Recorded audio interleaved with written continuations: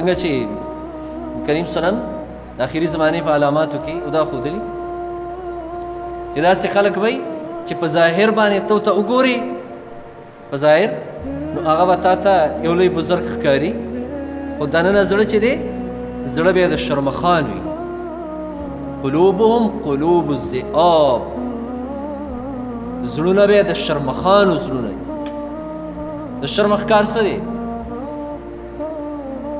د شرمخ کار دی خلک ماتول زناور ماتول خو ځان مړول شرمخ سره دغه سوچ دی چې ځان موړ که اگر چې هغه د دې بل په وینه باندې ولیني د هغه وینه وڅکه او ځان پې موړ نن موږ او تاسو نه هغه شرمخان جوړ شوي چې ځان مړو د بل په وینه اسره نه کوو د بل په سر اسره نه کوو د بل په مال د بل په عزت باندې اسره نه کوو او ځان مړو د ځان غم دی را سره د بچو غم دی را سره نبی کریم سلام کدا فرمایلی چې زړونه به د شرمخانو د زړونو په شان د کتابینو دا خبره به لیکله چې چا دننه خپل سریر یعنی دننه پټ سیز بدل که الله به د ښکاره سیزونه صالح